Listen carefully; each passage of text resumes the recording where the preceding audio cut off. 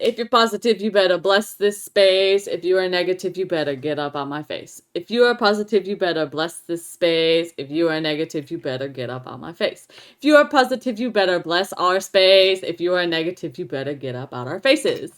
Period.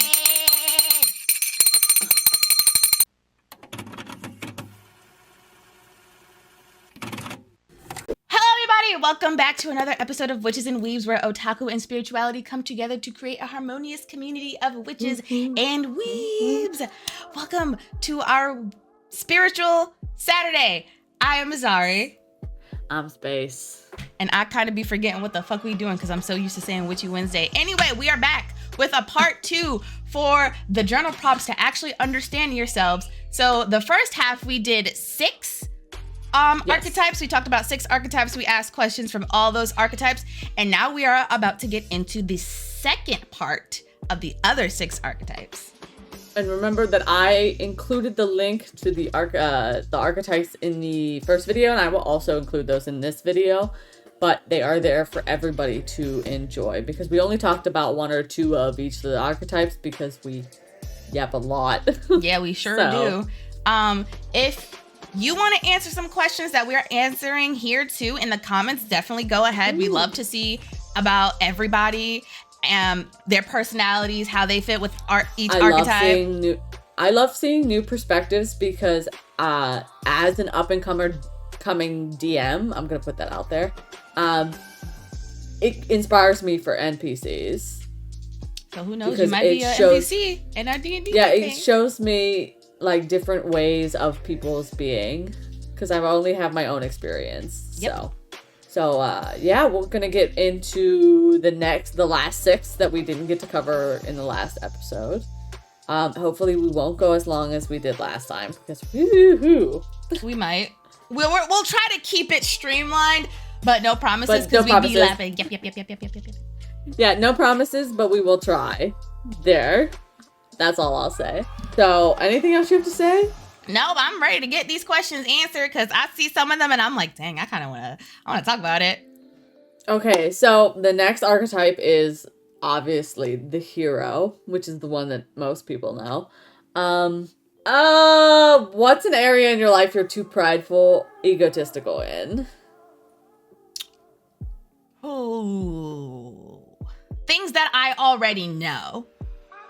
When I know something down to the T, you cannot tell me shit about it. And if you try to tell me and I already know, and it comes off like you're trying to tell me as if I don't already know, then I'm just gonna look at you like... Now here's the thing. You know what's right for your thoughts, but another person's perspective might be right for them. Oh yeah, for sure. So that's where you have to, like, again, I agree with you. That's where I'm also very prideful. Like, if my perspective is right for me, so you don't get to tell me when it's wrong. Right. But I need to understand that their perspective is also right for them and from them, even if I might not agree with it, unless it's like, something super, human rightsy. Then I have a hard stop on those situations. Yeah. But like, if it's something like, what kind of video games do you like? And you trying to tell me cozy games aren't real video games, I'm going to be like, just because you don't like it. But it's like, okay, well, they don't like those video games. Because it's not the power fantasy they're looking for. So they don't like, well, it's not real, because they only think of video games as escapism and power fantasies and beating up. Hello. Yeah, it's like, well, you're not a gamer because you play on a Switch and you play shit like Animal Crossing and Stardew and Pokemon. You're not a real gamer. Meanwhile, they're over here playing like the fucking most rage baity video games like fucking League of Legends or Overwatch or Call of Duty. And it's like, okay, just because my games are not as action-packed as the games that you play does not mean that I'm not a gamer. It just means we have different tastes in the type of video games that we like. So You're not allowed to tell me that I'm not a gamer. If you play various video games a lot, you're a gamer. Nobody else can tell you if you're a gamer or not. But it's like, when those situations come up, you can't approach them with anger, because people are just going to shut down. Yeah, that's very true. I definitely should. If you come at me with some attitude or anger, Dude, you came at me with attitude.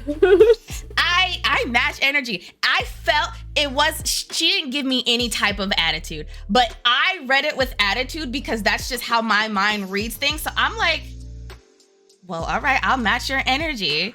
Because I know that some people really don't come off as like that. So that's just on me. But when I can really, really tell if somebody's coming at me with attitude, I'm either not going to talk to them until I've calmed down, or I'm going to match that energy right fucking away. If I have time that day, I'm matching the energy. If I just don't give a fuck, I'm just going to be like, okay, well, I don't want to talk to you right now. So you can, or you can just have a moment to calm down and then we can talk again. But if you can't see what you've done wrong, then I don't want to talk to you. It's like, and truthfully, that's the best way to handle it, is to kind of just be like, okay, if that's what you're going to give me, I'm not going to entertain it. Right. Because that's the best way to give people like, oh, well, now it's not satisfying if you're not going to fight back with me. Right. Because that, truthfully, people want those kind of, they want to get a rise out of people. And if you don't give them shit to work with, then they're just going to be like, well, and this is why you don't entertain online trolls, because they want to rile you up. They want to feed off your energy. They want you to respond so they can keep responding. It's the fucking, it's the dopamine. This is my problem. This is what I'm way too prideful, because I cannot, it's the dopamine that makes me want to have the last word. I know they're not going to listen. I just want the dopamine of having the last word. Like, oh shit, they're fighting back with me. Yeah, let's go. Yeah! I'm not a keyboard warrior. I will fight you in real life. And if I can't fight you in real life, then there's no point in me getting aggressive with you, because then I'm going to be mad and I can't hit you. And now I got all this pent up anger that I can't do anything with. I'm not going to let you fucking do that to me. The fuck? Fuck you. I'm a verbal fighter, because I cry in person even if I'm mad, and it's just how it's gonna be, and I understand that, because again, I know I can't hurt you because I'm gonna go to jail, so I'm just gonna cry it out. Listen, if I didn't have a kid, I know I can't physically do anything about it, so I'm gonna have to cry. If I didn't have a kid, I wouldn't. I don't even want to make examples out of people, but it's just a matter of respect. If I have to beat your ass for you to respect me, then I'll fucking beat your ass for you to respect me. That's just how I grew up. If you don't want to talk, then there's nothing to talk about. We can either walk away and we can squash it, or we can fight. But if we choose to walk away and you still running your fucking mouth, then I'm gonna fight you. And it's not the best solution, but like, I feel like me fighting is the very, very last resort. If you get me to that point, you did something fucked up.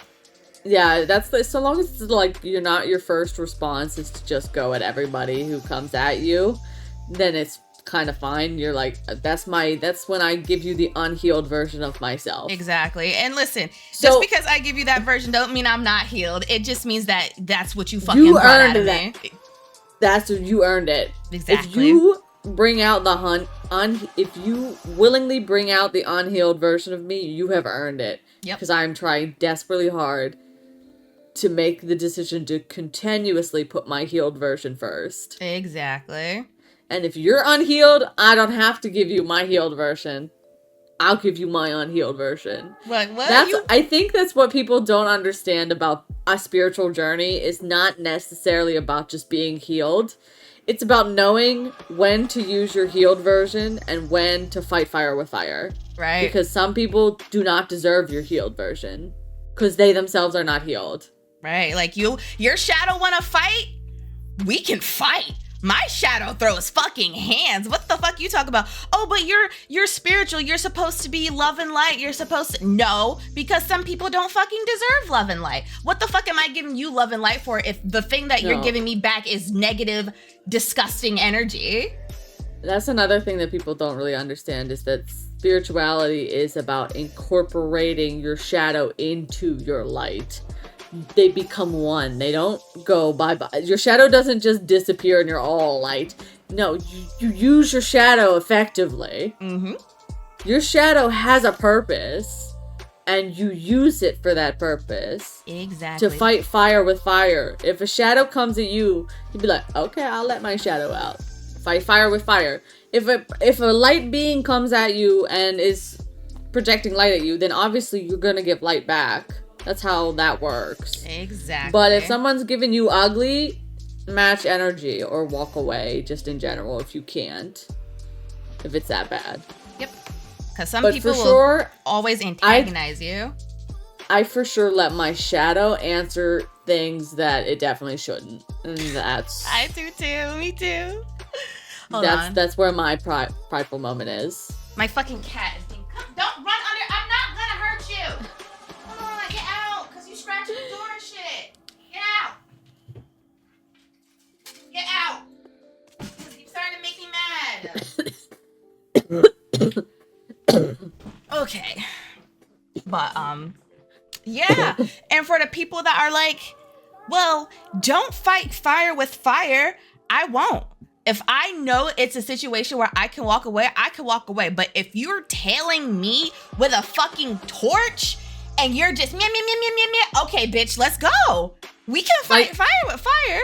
I'm talking you push to that point of using your shadow, not being like, oh, you're being ugly, I'm gonna lash out immediately at you. Right. No, it's like, okay, this person is just being a dick and consistently impeding on your boundaries, not listening, stuff like that, where it's just back to back to back. Like, of course, then you unleash your shadow and be like, I don't give a fuck if I'm the villain in your story. Go ahead. Right. Literally, healing and growth is knowing when to hold them and knowing when to fold them, okay?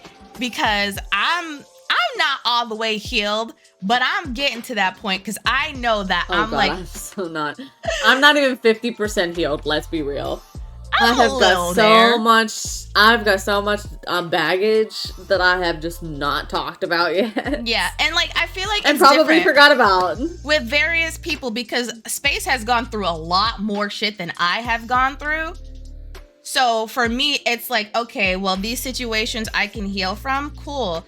I'm not fully healed. There's still stuff that I still have to work on, but it's a lot different because I have not experienced the stuff that Space has experienced. So Space has like a lot more, what's the word? To unpack. Yeah. Baggage. Whereas I just have like, I have baggage, but it's not to that extent because we have different backgrounds. So we're not the same person. We don't go through the same things. And you really, and here's my thing about when people are like, oh, you can't be sad about your situation because there's someone out there who's having a worse time.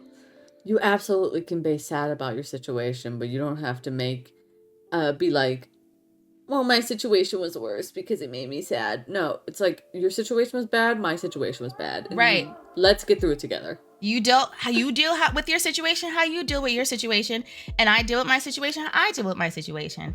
If I've healed faster in my situation, that's because yours is probably worse, but that does not mean that mine is not bad. Just because something is worse than what you've gone through does not mean that yours still is not bad. So don't let people like guilt you into thinking, oh, well, you don't have it that bad because somebody has it worse. Okay, I'm sorry that they have it worse, but that doesn't stop the fact that what I'm going through is still bad. This isn't the suffering Olympics. Right. We all want to heal. We don't need to suffer. It's not fun to suffer. We didn't come on this earth to suffer. I, honest to God, think that whatever higher power you believe in did not put you on this planet to suffer. And everything if you believe that everything is divine, like I believe that literally humans to the highest powers are divine, then why would you put you on this planet to suffer? Right. Exactly. So good point. Very great point.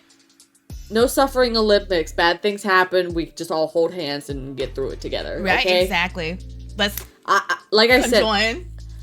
This is not suffering Olympics, but I've never had a stable home life in my entire existence until now. And I'm almost 33. So, that should tell you, it's not suffering Olympics, man. If I can tell you that we need to hold hands and get through it and be kumbaya-ing, we need to be kumbaya-ing. Please. Let's heal together. This leads into my next question because the next question is the jester. And I want to ask, do you think you take things too seriously or not seriously enough? And I'm going to be the latter. Not seriously enough, because obviously I have been through the shit and I'm like, let's kumbaya this, let's go. I don't have time for trauma dumping here, please. It really depends on how I feel that day. Because if I'm coping hella hard, I'm not taking shit seriously. But if I'm in a position where I feel so vulnerable and someone says something as a joke, but I'm not in a joking mood, I'm gonna take that at face value. Because what do you mean? And that's just me projecting. It's nothing about the person. It's just me because I'm not in a good mood. And they said something that was lighthearted, but I took it as offensive because I was already in a shitty mood. So it depends. Most of the time I really don't take shit seriously because the people that I'm around are some of the most unserious people of all fucking time. And we all make jokes about our trauma because that's just how we cope. So, who's she talking about? You. Dude, I make the worst jokes about my trauma because it's the only way I can cope with it. It's like, if it's not humorous, I can't accept it. I can't accept it, but it's easier to accept because it's like, I know I'm making fun of my situation, but like, I'm healing. It's literally how I have to heal because I can literally not look at that and be sad about it. I can't keep holding guilt about situations that were not my fault. I reacted I will not say that I was perfect in my growing up years. I lied. I stole from my parents, but that's because they didn't trust me and I didn't trust them. They were coming into my room stealing my stuff. So what was I supposed to do? I reacted as if I was a good teenager.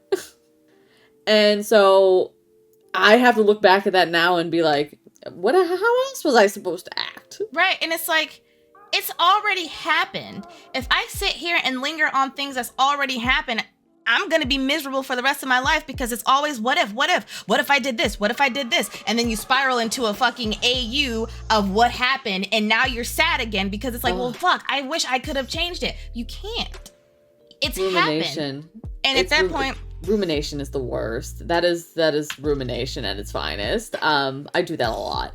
And the past is really the past and it's dead. And it's dead and you can't go back and fix it and you just have to keep moving on and be better for yourself now. Exactly. It's like you knew what you did. You know, you knew what you could have done, but that already happened. So why not apply that to now? This is how you heal. You take what you think you should have done back then and apply it now so you don't have to worry about the what if. My thought process with this is, if it could have happened, it would have happened.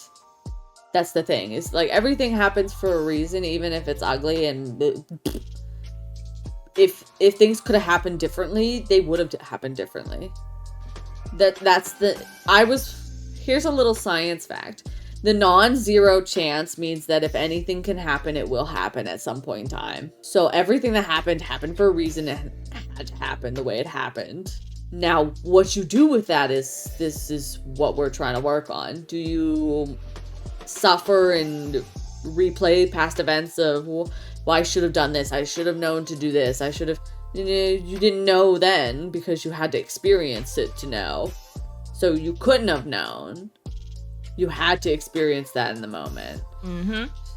So that's why I can't take anything seriously. Like, I can't take anything online seriously because I will have a breakdown, for one.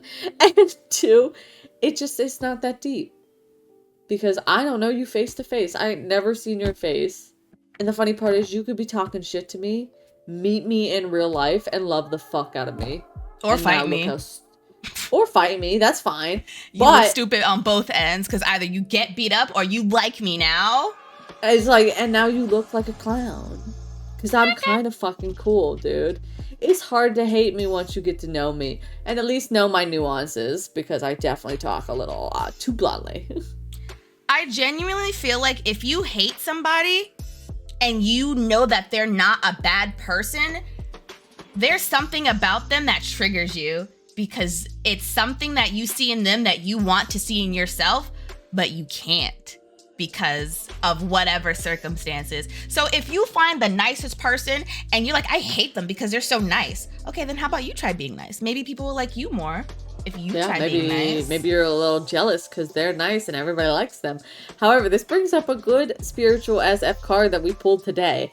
It doesn't fucking... Okay, there are people who dislike you because you don't dislike you. If you love you, there will be people that just don't like you because you don't hate you. Mm-hmm.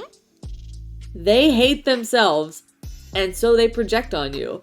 And that is my biggest issue, because while I don't have a lot of self-confidence, I project that I have a lot of self-confidence, because bitches, you won't see me sleeping. Sure. So people think that I love myself, and so they try to bring me down quite a bit. And I'm like, bitches, I hate myself, but go off.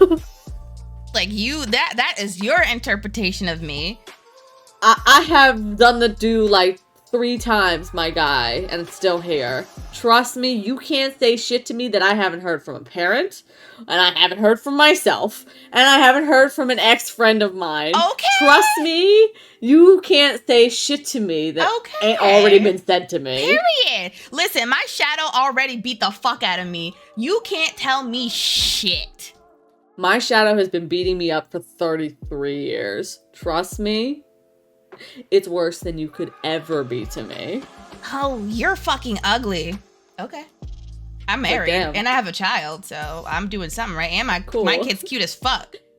Dude, okay. If they tell me I'm ugly or my eyebrows are big, and be like, my husband loves them, so I don't know what to tell you. Right? Like, oh, you're fat. Oh, okay. I eat well. I don't know what to tell you. What? Like, these cheeks clapped, so it doesn't really matter. Period. Okay. Oh, listen. If I could get up and twerk right now, I would, but I'm not going to do that. Like, okay, I'm happy with my life as is, so what are you not happy with? Oh, no man or woman will ever love you. Okay, I'm married. Again, I don't... Let me not even get into the man versus bear TikTok that I posted on TikTok. No. Now on to the next question, because we're not going to get into the nobody's ever going to love you conversation, because, dude. Listen, all I really have to say about that is, if someone doesn't, someone else will. That's it. To everybody, like, I will tell everybody who thinks they're ugly and no one's going to love them, blah, blah, blah. You don't love you, but somebody will. And you don't have to... Sorry, keep going. There's 8 billion motherfuckers on this planet. Just because in your little town nobody likes you, maybe you need to explore a little bit. There's 8 billion motherfuckers on this planet. I found my love in LA. I'm from Pennsylvania. I found mine from League of Legends in South Carolina, and I was in New York City, and now I'm married for almost 8 years with a 3-year-old. I can't even say that I found mine in fucking LA, because he's not even from here. Technically, he's from halfway across the world. Speaks a whole nother language. I want to say that and I used to believe this. You can't learn how to love until you learn to love yourself. That's not true. Because somebody can come into your life and teach you what love is because they love you. And by that, you feel, oh, they do love me. And I feel the way they feel about me towards them. Is that what love is? Okay. I like it. Somebody can teach you what love is. If you can't teach yourself, but you can find someone to teach you, that's fine too. But I feel like you don't really have to love yourself for someone else to love you. Because someone could just love you regardless. Unless, like, well, I can't even say unless you're a shitty person, because there are shitty people who are also with shitty people who love them because they're shitty. So my thing about this is that you absolutely can love without knowing how to love yourself, except the fact is that you're probably going to love that person in the way that they don't want to be loved, because you don't know how to love. So you do have to learn eventually how to love properly in the way that the person that you love wants to be loved. Yeah. My biggest pet peeve is with how people are teaching, treat people how you want to be treated. Here's the thing. Not everybody wants to be treated the way you want to be treated. You have to learn how to treat other people how they want to be treated. Mm-hmm. You have to learn how to love people how they want to be loved. It's just compassion. because you want to be loved, just because you want to be loved, hands off, don't bother me. I like my space. You have your space. Doesn't mean that that's how they want to be loved. Mm-hmm. And it's compassion and compromise. There's a reason compromise and relationships are working together to come together. And it's not. That's why I was saying, like, you don't have to learn how to love yourself, because of, like Space said, just you can have a way that you want to be loved. And if that's how you learn how to love and you try to give that to someone else and they're not receptive of it because that's not how they want to be loved, now you're heartbroken because it's like, well, this is what I like. Why doesn't this person like that? Because that's what you like. So.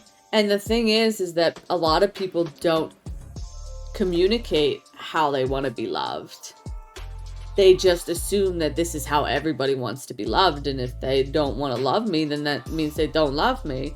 It's like, no, my husband learned that he likes to take care of me as a way of loving me. And he cooks, and I'm the one that cleans. He does all the cooking, and I get to stay at home and do what I want. That's how he loves me. Mm-hmm. And how I love him is by taking care of him in my own way. Right. I'll leave that to that. Like, I'm gonna finish this up. Yeah. The way I grew up, I was never really given affection, like no hugs, no kisses, anything. So I am like, okay, well, I hope you're ready for me, bitch. I'm gonna be so affectionate with you. Like, I really don't like people touching me, depending on who they are. Like, if it's a stranger, don't touch me. But if you're someone that I know and I love, then okay, sure, I'll fucking give you a big ass hug. But it's like, I had to learn, like, hugs aren't terrible, kisses aren't terrible, but it just depends on who they're from. And because I'm not used to it. So it's like, well, fuck. But I don't hate it. I just, I'm so used to not having it that I'm okay with not having it. Like, I won't be sad. The funny part is, humans need it. Yeah. Like, I won't be sad or anything, but there are times where I'm like, okay, well, fuck, I kind of want to hug. I kind of want to kiss. My husband's the opposite. He loves affection. He wants to hug. He wants to kiss. He wants to cuddle, everything. And I'm like, okay, because I love him and that's how he wants to be loved. So I'm going to give it to him.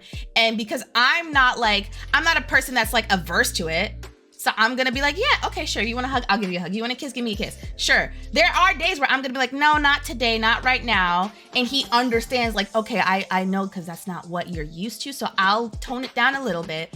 But then I'm like, okay, give me a hug, give me a kiss. Because I'm like, damn, this is my husband. No, that's I what want he wants. one. Yeah, he's like, that's what I want. So I give it to him. We have different love languages, but we still compromise. Yeah, you guys figured out how to make it work for you guys. And then there's my daughter, who I just hug and kiss all the goddamn time. That's like, she was once a part of you. It's a little different. I swear she's trying to go back up in there with the way she be fucking hanging on to me. They typically do.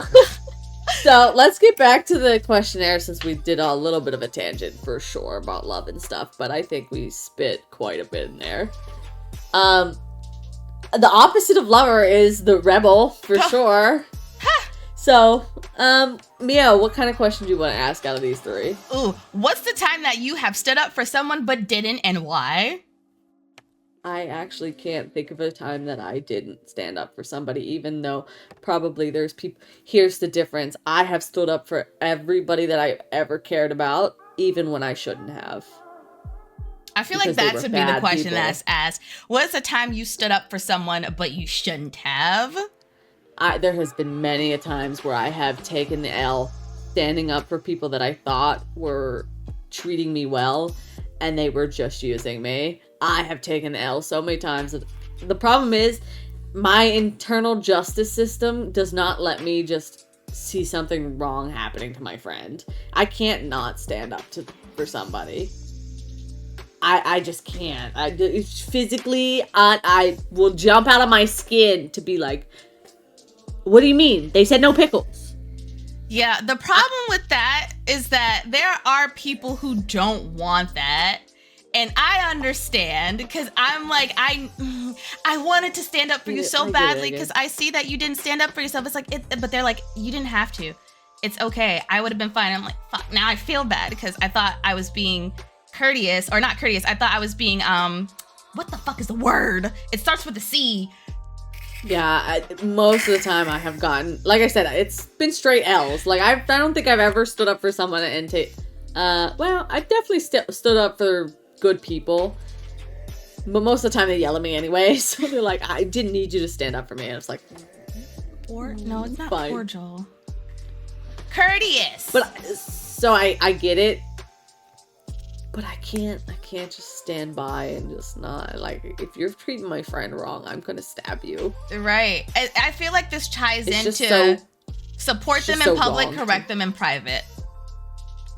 It's the, but like, sorry. No, go ahead. It's the one rule. If they can't correct it within, what was it, 10 seconds? So I don't, like, I was told by my grandmother not to comment on anything that people cannot fix immediately within 5 to 10 seconds. There it is. Because then you're just rude as shit. Right. Because I have seen people be like, I go up to people and like, oh, you have diabetes neck. Did I ask and you? the like, their defense is I'm autistic and I'm just pointing out pattern recognition. That means I'm right 95% of the time. It's like, and what about the 5% you're wrong, and just pointing out that person might be just fat? Like, look, right here. This is a birthmark. So if you ever walked up to me, talk about oh, you have diabetes, I will slap the shit out of you. Like, you don't know. Shut the fuck up. Okay, if somebody has broccoli in their teeth, you'd be like, hey, bitch, let's go this way. Right. And then you'd be like, okay, you got broccoli in your teeth. Let's go to the bathroom, bitch. Let's go. This is why. That's stuff that you comment on, because they can go to the bathroom and fix it in 5 seconds.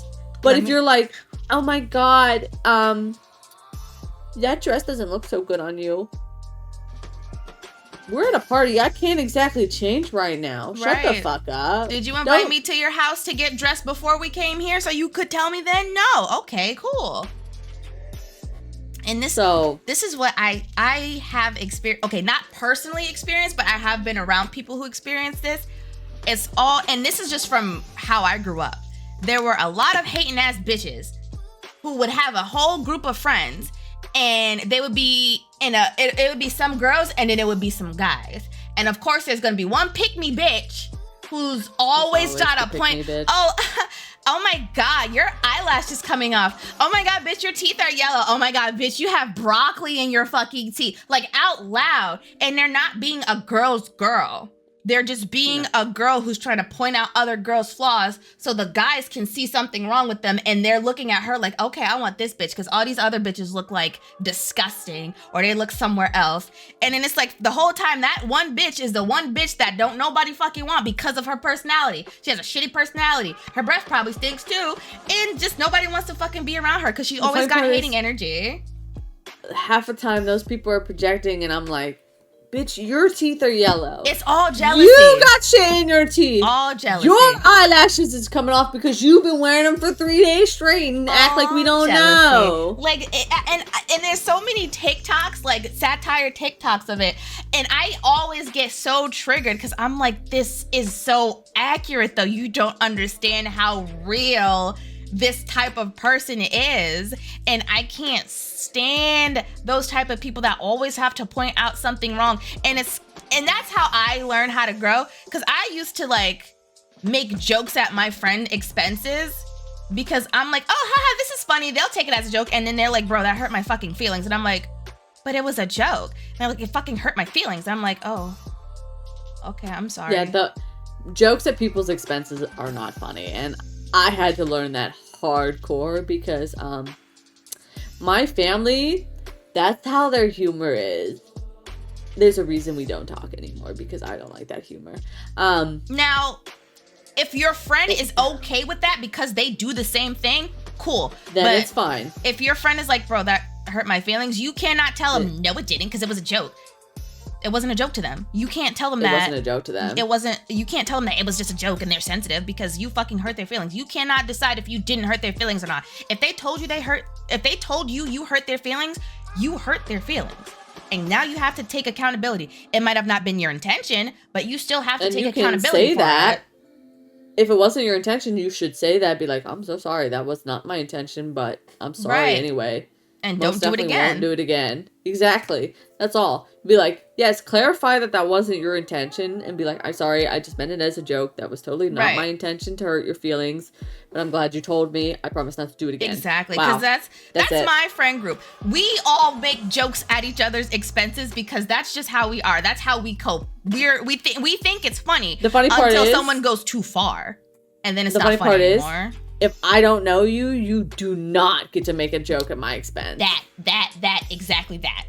Because I would never make fun of a stranger that I don't know. But because my friend that I've known for a decade, then I will go and annihilate you and make 27 jokes at your expense because I will make it jokes on your intelligence. I'm gonna know how to speak English, but I know that you're stupid as a bag of rocks. Except if I'm arguing with somebody and I stutter, that's it. That's the argument. I'm over it. I'm like, nope. Bye. Yeah, I gotta go. Like, yeah, bitch, you fucking... Okay, you know what the worst part is? I speak better when I'm arguing. My brain is like flying and out. My mouth can keep up and I don't know what's going on. But then I say some fuck shit and I'm like, oh, fuck. Out of pocket shit, like, oh, fuck. Now I can't take that back. I'll be dropping, that's why your fucking mother died. Bro! And I'm like, I won't go that far unless someone goes that far. Like, if you talk about my kid, I will talk about your dead fucking relatives. I will talk about the fact that you have this and that and that and that. If they bring up, like, some kind of, like, there's a line that they have to cross to start bringing up that kind of shit. But if they cross that line, I'm going in. I'm telling them that's why their father left them and never came back. I'm telling them about themselves. If you hit my trigger, I'm dragging you to fucking hell with me. We are going to Hades, and you're going to cry all the way down because I'm not gonna stop until I know that I fucking ruined your life and now you can't cope properly. Fuck you. If you hit any of my triggers, it's over for you. Dude. That's it. That's why I hate being triggered, because I know that if they go low, I'm going all the way down. The irony is, you could talk about my mom. I'll probably agree with you. Well, yeah, like, if you're like, oh, that's why your mom is dead. Well, okay, I can't change that. The fuck? She's already dead. No, here's the thing is, they could talk, like, bad about my mom and be like, yeah, she did that shit. Right. And then now what? Now you look stupid. Like, yeah. She's like, oh, your mom didn't love you. She did not. And then they literally just have to be like, oh, well, now what do I say? Exactly. Well, that's why you. I win. Right. Like, oh, that's why you're trust me, she did not. Okay. I've already griefed. You can't make me cry because I've already made me cry 1,000 times. Dude, okay, so I told one time, I have told maybe 2 people about my full life story, and one of them brought it back to my face, and they were like, this is probably why your mom did drugs. And I was like, that's hilarious because I know why she did drugs, because I also do drugs for the same reason. We're both autistic as fuck. I just got a better outlet out of it. She got the hardcore drugs, and they literally just did not say anything to me. I was like, the difference is I understand my mother. You don't. She might have been broken. You're just trying to hurt my feelings, and it's not going to work. She was broken, but I understand her. I understand why she was broken. And you know what's so funny? She never got help that she needed, so. Those type of people never know how to handle people who are healing. They don't ever know how to fuck with people who are spiritually healing, because people who are spiritually healing have accepted things that have happened to them. And they are like, well, it happened. I've accepted it, working on my shadow, that's it. But those type of people have never dealt with people who are spiritually healing, and so they know that it'll trigger them. I saw, there was a time on TikTok where the people were saying the scariest people are the people that say it is what it is. That's a spiritual person who just is like, well, it is what it is. I got to deal with it now. Wait, it happened. I can't change the fact that it happened. So what the fuck? I can't change the past. Now I have to figure out what the future is. And you know who, and is what it is person is my fucking husband. He's like, well, just got to deal with it now. Mine. And I want to fucking, and I'm ready to have a meltdown. And he's just like, it is what it is. I'm just like, all right, let's go deal with it. Right. It's like, okay. And I'm just like, oh, fucking. Like, my husband does that all the time. Because I want to be so mad, but he's, like, already 9 steps into solutions that I can't even be mad because they're smart. So now I'm like... Pooh, I wanted to be mad about it, but now I can't be mad about it because you're not mad about it. Fuck. The good thing is that my husband still lets me rant. He's like, he'll just let me talk at him for, like, 25 minutes. He's like, you good? I got solutions now. I'm like, okay, I'm good. I'm like, I don't want a solution right now. Just let me vent. Let me rant. Okay, you done? Yeah, I'm done. You want a solution? Yes. He's learned that sometimes you just have to let people rant. Because he's also learned that he likes to rant. When he comes home from work, we'll sit outside for 20 minutes and he'll just rant out to the nature. So he's like, oh, yeah, now I get it. It's like, okay. So now I have an issue, you're going to let me rant and then you're going to give me solutions, right? And he went, yes. Like, I think we've talked about this a few times. Like, just let people rant. Don't give unsolicited advice unless they ask. People just want to get it off their chest. That's it. Truthfully, some people want to just get to solutions. My husband is one of those people that just wants to get straight to the solutions. No point in bitching about it now because it's already happened. Right. I'm the person that needs to bitch first and then I'll look for solutions. And we have come up with, he'll look for solutions while I'm bitching and he just won't talk about them. He'll just keep his mouth shut. Be like, I already figured out that, like, 9 steps. I get worried sometimes because someone's like, hey, can I talk? And I'm like, yeah. And I don't say anything. I don't type anything. I don't do anything. I just let them give me a wall of text and I'm reading it while they're sending it to me. And sometimes I'm like, well, I hope they don't think I'm not listening to them. I just want them to know. I just want them to get it off their chest before I say anything. My thing is, I don't know really how to, like, in person, you can kind of mediate that by just kind of, like, actively, like... Yeah, like... Vibes. But, like, on the computer, it's really fucking hard. It really is. Truthfully, you do want them to just go. Just go, bitch. Just go. Just type. I'm just gonna sit here and be like... All my friends are like, hey, can I vent? I'm like, you don't even have to ask. If you have something that you want to vent about and no one's else letting you vent, just, even if I'm not online, spam my DMs. I'll get back to you. My thing is just always preface, be like, hey, I'm about to vent. So if you don't want to read this, don't open this yet. And then go. Right. Like, some people are not ready for that at random. So you do have to be this, like, hey, I'm going to vent. Okay. Yeah, just set Give the them a head up.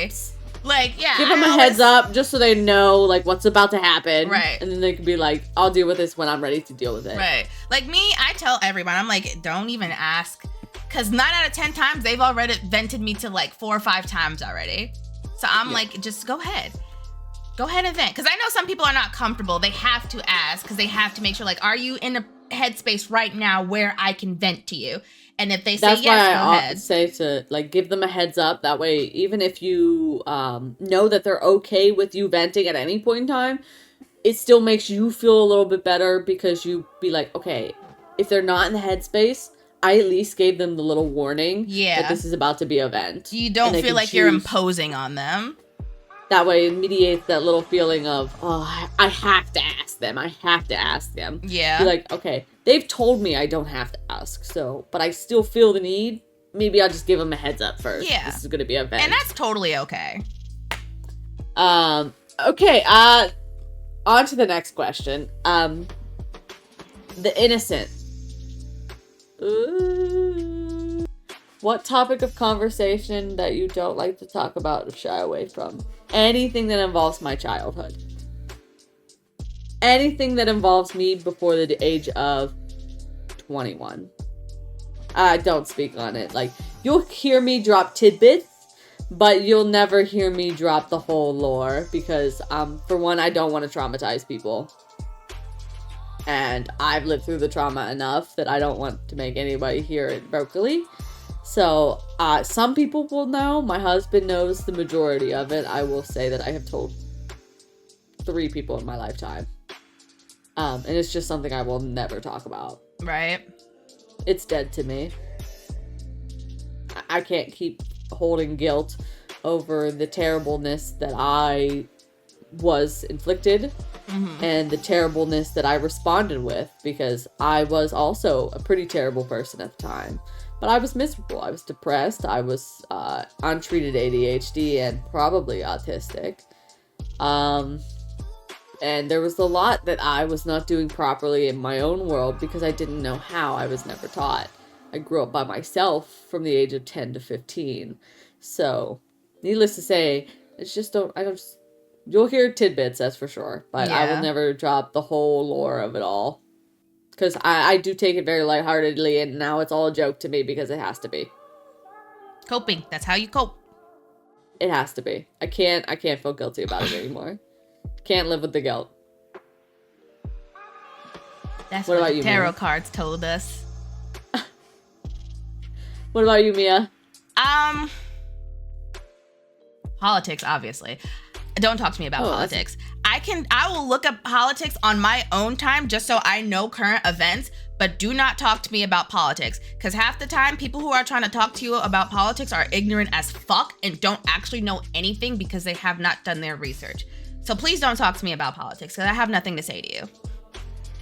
I also don't talk about politics, though I have very strong politics. And if you don't align with them, I will most definitely drop you because they are very important to me.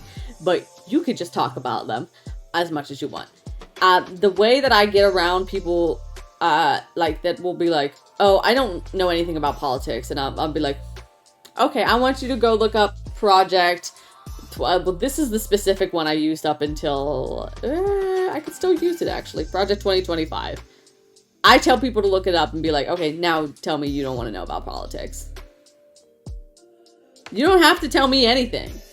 I just want you to be informed about them. Like, do your own research, but politics is always a given. Please do your research. Please know them. Please understand that they affect you every day. They affect your taxes. They affect your work. They affect literally every day of your life. Politics matter to you, even if you don't understand why yet. Please do your research. Please understand your politics, but you don't have to talk about them. In fact, I would never talk about them if I were you. That's also another thing that I just don't talk about. Politics. Politics and myself. Like, people look at Leos and they're like, oh, Leos are so egocentric. Leos are attention seekers. Leos want everything to be about themselves. Not me. I hate talking about myself. And only that, like, I hate talking about myself because I just don't like how everything with Leo is associated. So that's just like that's like a trauma thing. I don't really care too much about it. You're making it about Leo is so very Leo. Because that's how it is. If I was a fucking... It's so funny. Who else is I'm just like, this is the most Leo thing to ever do, ever. And I love it for you. I don't give a fuck. I'm a Leo through and through, but I do not like talking about myself. Because, and it's not that I don't care about myself. It's just that I'm more interested in other people around me. That I want to learn more about you than I want you to learn about me. It's not even a mysterious thing. I just don't want to talk about myself because I've talked about myself for so long. I talk about myself with myself. I don't want to talk about myself with other people unless they ask. And it's like, okay, well, I'll give you this and that, but I'm not about to give you the whole full course meal. Okay, so that's me being a Scorpio. I won't talk about anything if you don't ask. Like, if you don't show me that you want to know, I just won't talk about it because, one, half the time, don't remember it exists unless you ask. So, my bad. Like, if you want to say, oh, where'd you the get other your half, eyelashes I just from? don't care to share. I got my eyelashes from X, Y, and Z. Where'd you get that outfit from? X, Y, and Z. But that's like, it. I'll share 100%, but you have to ask. Like, hey, what's your real name? Don't worry about it. I don't tell people my real name because I'm very easy to look up. I am the only Luckily, person in the world with my shit, name. I'm way easier now. So if I tell you my name, you can find every single thing about me. And that's why I'm not holding to the big wanting to be famous thing, because I don't want people to know about me. Because what's on the internet is things that are tied to my family and myself, because my mom worked for the NYPD. She worked for, the government. My husband works for the government. So it's very fucking easy to find information about us. That's why I don't give people my real name. Don't ask me my real name, because I'm not going to give it to you. The only people that know my real name are the people that I'm super fucking close to, or anyone who has lived with me. And even then, they can't spell. I had it written down somewhere and lost it. So don't remember it either. Like, I don't mind I don't need to people know it that though, I know knowing my name, but I don't want people I don't know. Because I don't know what the fuck their intentions are. I don't want somebody to dox me and somebody on the internet for a reason. Somebody pull up to my front door and then I gotta fucking pull out a Glock on them and shoot them the fuck down, because who told you to come to my fucking house? How did you even find out where I lived? Go away. Yeah, I'm 100% there with you, because I don't tell anybody my real name. My name is Space. My name is Mia. I'm Azari or Mia, but you are not getting my full fucking name. Not happening. I will give you a P.O. box. I will not give you my address. Unless I love you and I know you. That's actually a really good idea. That's a good idea. P.O. box. Yeah, a lot of big streamers have P.O. boxes because they know that they have weirdo fans and they don't want people to know their address, so. It'd be really easy for my husband to pick up. Smart thinking, because I also don't want to tell people that.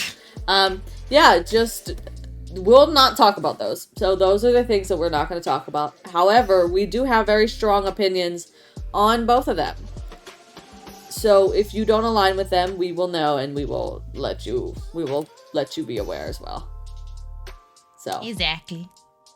We won't shy away if you come at our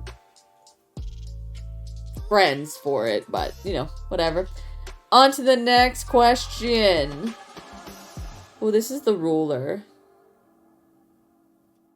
I wonder which one this, never mind. Do you personally feel a responsibility to yourself? I do. Yes. And I hate it. I feel like we had a talk about this, like, I think it was either the last episode or the episode about that.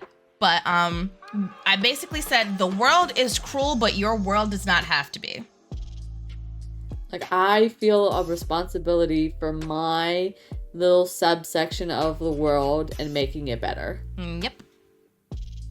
It's like, yes, the world is kind of cruel right now. The American government sucks. Whoever you like and don't like sucks, and blah, blah, blah, blah, blah sucks, and blah, blah, blah, blah, blah sucks, more sucks, blah, everything sucks. However, you don't have to suck. You don't have to suck to other people. You can make somebody else's day a little brighter. And then, in turn, somebody else is probably going to make your day a little brighter. Probably one of those people that you were nice to. That's why I love the whole pay it forward thing. Like, it's always, like, even if people don't pay it forward, somebody will always pay it forward. And it's so funny because, I'm just going to use this as a quick example. When I started playing Final Fantasy XIV, I had found somebody who would craft me anything because they just liked crafting. I didn't have any gear. And they were like, hey, I'll craft all this for you. And I was like, okay, sure, thank you. They were like, yeah, sure, just pay it forward.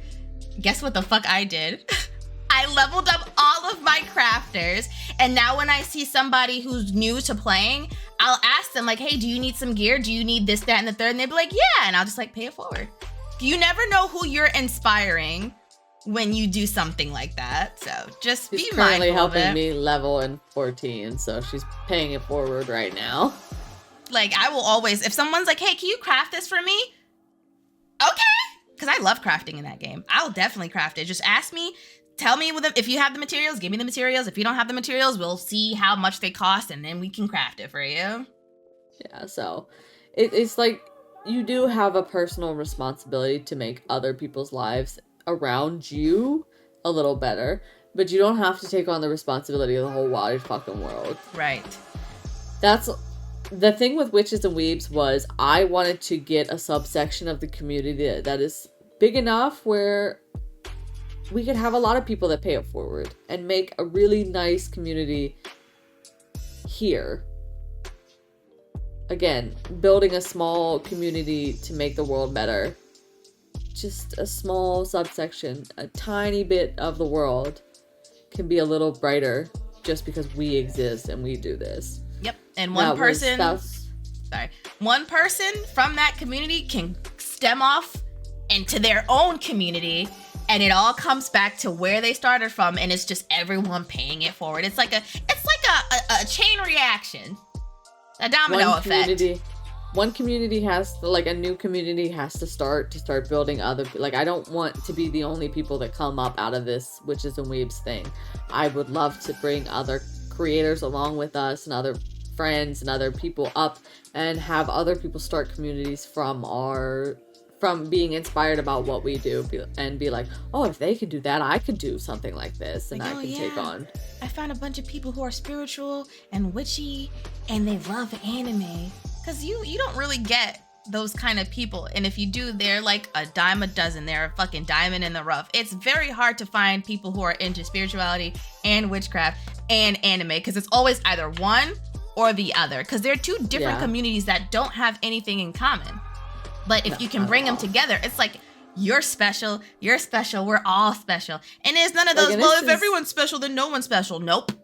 We are all our own special subsection of the world, because there are people who can't do what we do.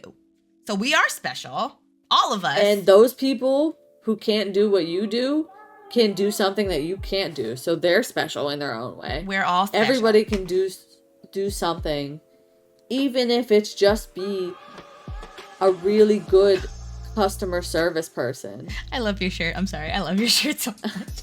I just looked at it. I was like, oh, that's so cute. I love this. My husband got this for me. I love it. But yeah, it's like we just want to make the world a little bit of a better place by having our own special little niche community that goes on to make the world a better place again. Yep. That's why we're doing this. And the last one is the Explorer. And what's the area of life where you take the most risk? This right here, this is like out of my comfort zone to the 155 degree. I do not like being perceived, and I am being perceived. There are people out there that are watching me and listening to the things that I have to say, and that is fucking horrific and terrifying. So this is what I'm doing. This is the biggest risk I need to, because my Citron is in Leo. And what's that tell you? My wound is about attention. I need attention to heal. I'm about to fucking reread my birth chart at some point, because I gotta do it. I don't even know what the fuck my fucking Chiron is in. I'll do it another time. They were like, they looked at, I looked at Chiron on the chart and I went, wound, that's what I need to heal? Fuck yeah, I'm gonna look right there, fuck that, and said attention, fuck that. It's like, didn't I help you? What do you mean I gotta put myself? At one point, I feel like I helped a little bit. You did, you've gotten through the personal planets, I think. I don't think you did any of my outer planets yet. I don't remember. I don't know. We started working on my birth chart though, for sure. We need to go back to doing that for sure do, because I'm trying to figure out area of life where you take the most risk. Myself. Not to be self-centered or anything, but I put myself through the fucking ringer. I have to test run things that I know will trigger me or make me comfortable, so I know what will trigger me and what makes me comfortable. I will throw caution to the wind when it comes to myself, just so I can understand myself better. You said something really important. If you don't trigger yourself and deal with triggers, you're not healed. If you avoid your triggers, you're not healing. That's why shadow working is big with self-healing, because you have to process and embrace those triggers so you know how to work through them. You have to figure out what triggers you and deal with it. You can't avoid triggers. You have to go home to the people that trigger you and figure out why they trigger you. And if that means that you have to eventually cut them off, then do that. Right. But you can't avoid it. That's not healing. That's avoidance. Yep. You have to deal with it. And that's a lot of why, people think that they're healed and they're not. And that's why when you try so hard not to think of something, it is stronger and stronger and stronger because you're actively thinking about it, trying not to think about it. You're just pulling it further and further in. So every time you think, oh, I'm healed now, I'm healed, you're really not. Nope. I forgot about it. I'm healed. No. You just push it to the back of your mind. You have yet to accept that it happened. You have yet to accept the feelings and emotions that have come with it. And you have yet to accept that it happened and there's nothing that you can do about it. So the only thing that you can do is embrace the fact that it happened and try to be better. So that is most definitely something that a lot of people need to learn.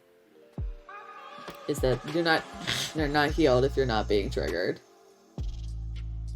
Because that means you're working on those triggers. You're acknowledging that they exist. And you're learning how to heal them. Yep. And you can be healed and still be triggered because you're human. You know, you can't always be 100% on top of it all the time. It's like, okay, well, I usually accept the fact that these things happen. Oh, somebody was talking bad about me behind my back. That would have triggered me one day, but it don't trigger me no more. Suddenly it triggers you today. Why? Because you're human. Even if you are healed, and repetition is very annoying. So it's like, okay, I can only avoid it so much until I'm just like, oh, it makes me sad, and I know it does. And it's also thinking about maybe that it's not even the repetition of it all, but maybe they said something very specific that you need to look at. And it's not the fact that they said something at all, but it's what they said. Or how they said it.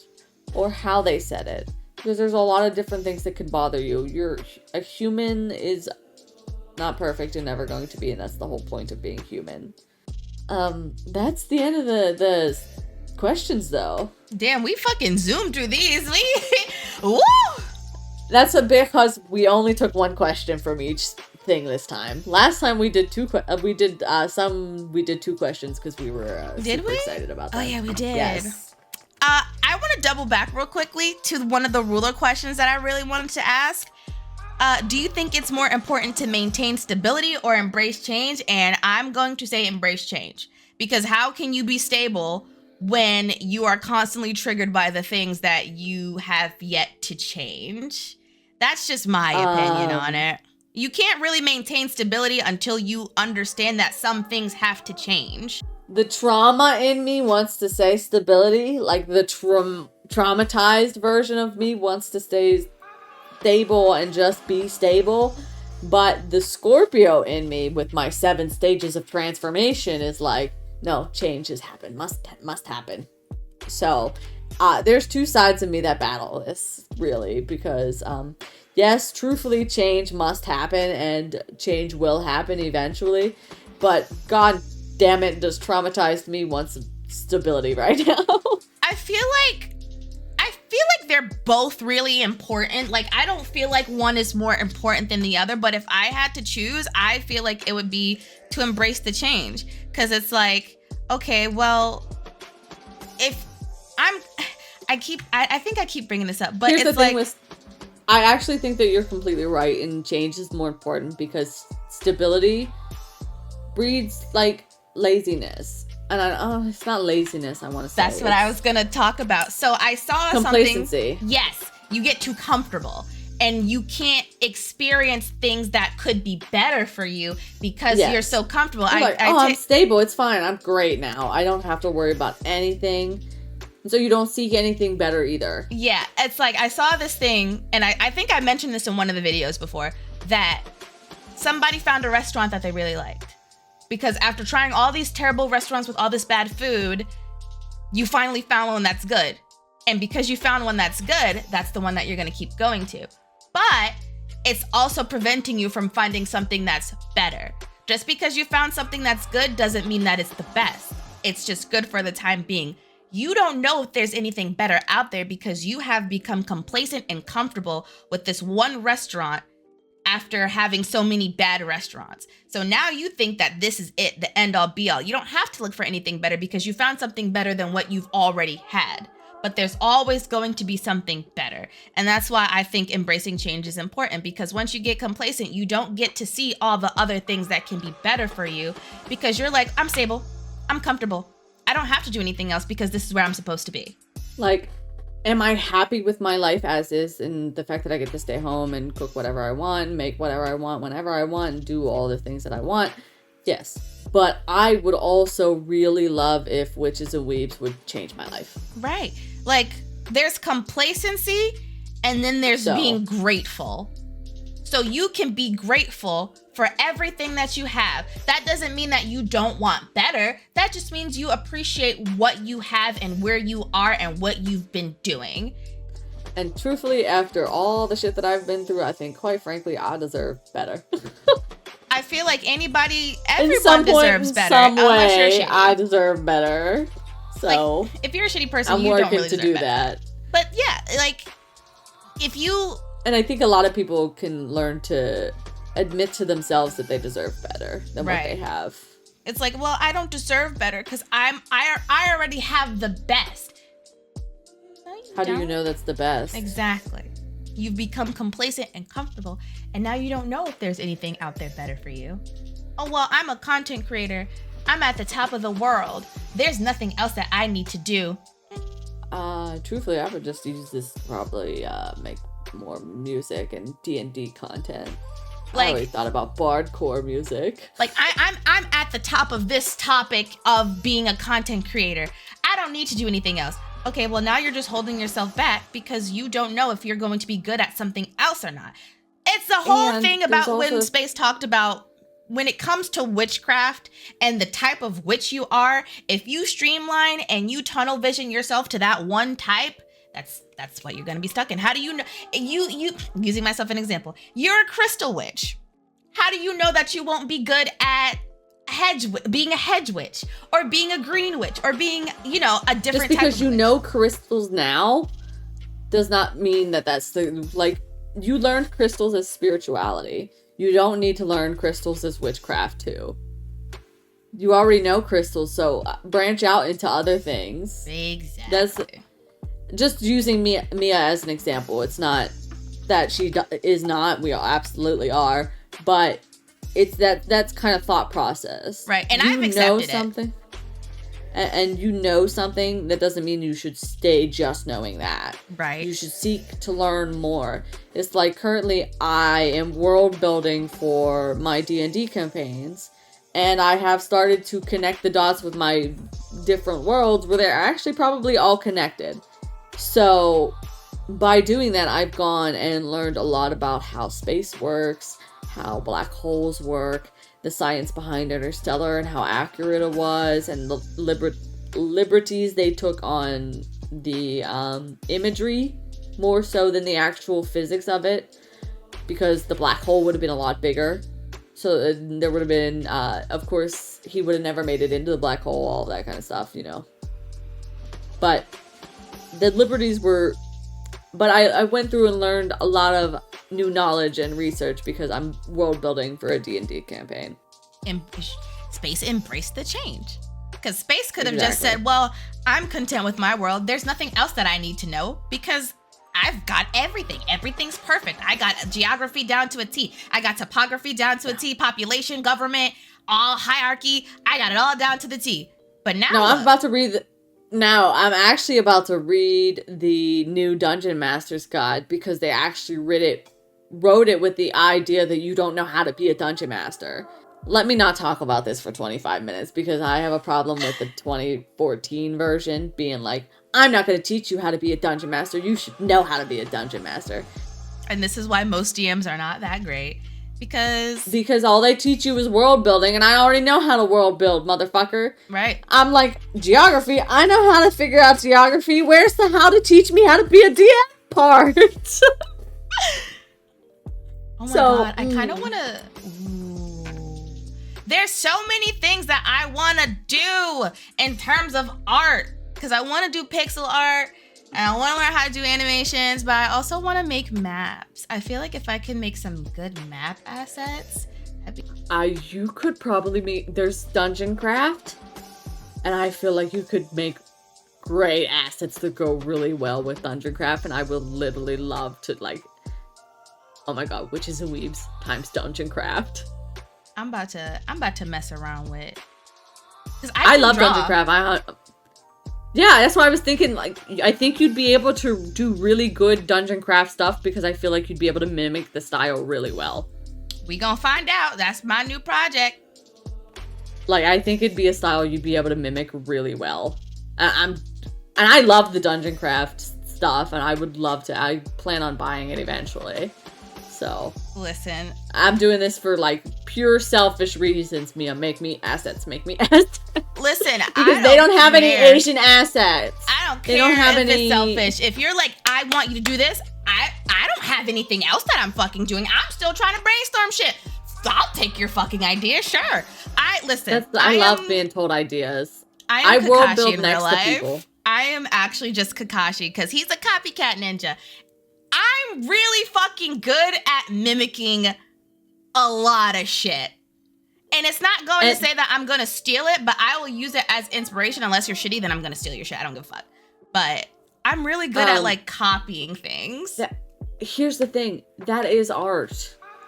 Art is mimicking in your own flavor. True. So long as you be like, oh, this inspired me. I'm going to take this part of it and this part, and I'm going to add it to this piece, and I'm going to make it my own. That is art. Yep. That is the whole concept of art. And that is also culture. And it's like, that's why I can't really support the idea that culture needs to be paywalled. Any kind of thing that is stuff that people do together should not be paywalled. And that's why I will always support our... Yar har, fiddly got the big dinner on. Arg. Go One Piece, okay? If you can't afford it, don't do it to be just a dick just because you want to. But if you can't afford it, go arg. Arg. So, I will never not support that kind of like mimicking for the sake of being like, this really inspired me and I want to steal some elements of it and use it in my own art. That's kind of the whole point. That's what people have been doing for 25,000 years. And if someone's like, well, this looks similar to blah, blah, blah, I'll be like, yeah, that's what it was inspired from.